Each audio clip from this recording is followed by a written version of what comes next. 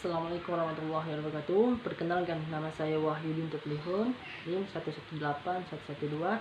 Di sini saya akan menjabarkan atau menjawab pertanyaan-pertanyaan mengenai UTS pada mata kuliah filsafat. Adapun pertanyaan-pertanyaan itu terdiri dari 4 pertanyaan. Yang pertama, apa urgensi mata kuliah filsafat pendidikan Islam? Yang kedua yaitu bagaimana Anda memahami konsep hubungan metafisika Islam dengan pendidikan Islam. Yang ketiga, jelaskan definisi ilmu menurut Profesor Al-Attas. Yang keempat, jelaskan saluran-saluran pengetahuan. Baik, yang pertama yaitu apa sih urgensi mata kuliah filsafat pendidikan Islam?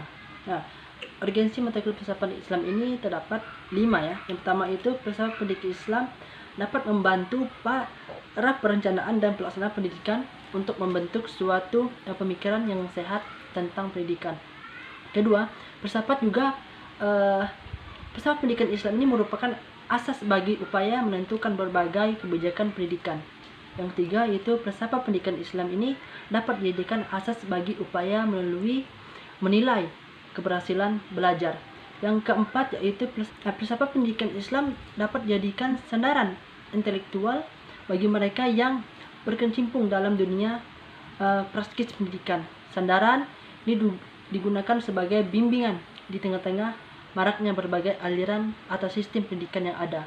Yang terakhir itu yang kelima itu filsafat pendidikan Islam dapat dijadikan dasar bagi upaya pemberian pemikiran pendidikan dan menghubungannya dengan masalah spiritual, kebudayaan melalui sosial, ekonomi, dan politik. Selanjutnya itu yang kedua, bagaimana Anda memahami konsep hubungan metafisika Islam dengan pendidikan Islam.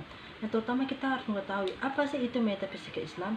Metafisika Islam ini adalah suatu ilmu yang membahas dan mempelajari hal-hal metafisika yang bersifat abstrak gaib melalui metode atau cara yang diberikan Islam.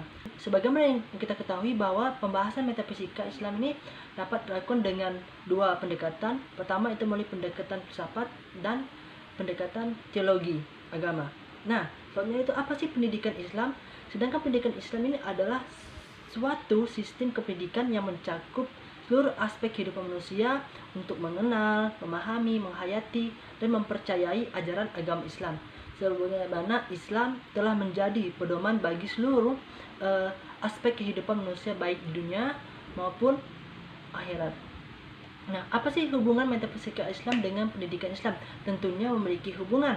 Jelas sekali metafisika Islam ini kan tadi menjelaskan tentang hal-hal yang seperti abstrak dan gaib.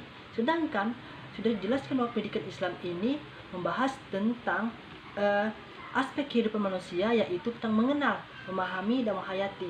Seperti contohnya, siapakah Tuhan, bagaimana mengenal Tuhan, dan bagaimana hubungan manusia dengan Tuhan. Nah, sudah dapat kita jelaskan bahwa pertanyaan ini merupakan pertanyaan yaitu filsafat. Nah, siapakah Tuhan? Tentu saja Tuhan ini adalah Sang Pencipta seluruh alam semesta ini, termasuk dari kita manusia.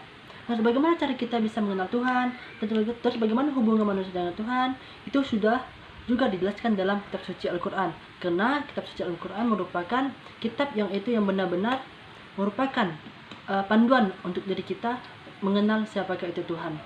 Nah, karena itu hubungan metafisika Islam dengan pendidikan Islam itu sangatlah erat, bisa dikatakan merupakan satu kesatuan yang tidak dapat dipisahkan. Selanjutnya, definisi ilmu menurut Profesor Al-Attas.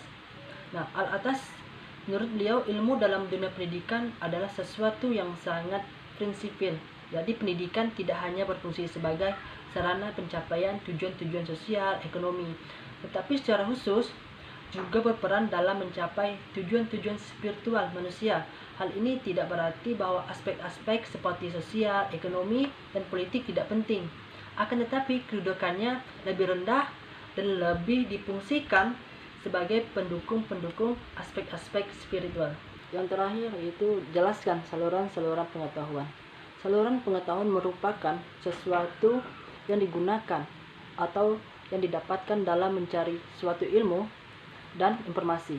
Sama seperti halnya pada pembelajaran filsafat ini.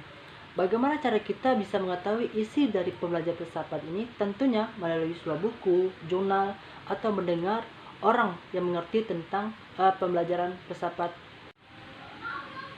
Baik, itulah jawaban dapat saya berikan. Semoga apa yang salah saya jabarkan bisa menjadi ilmu yang bermanfaat. Hari kata saya suka wabillahi taufiq hidayah. Wassalamualaikum warahmatullahi wabarakatuh.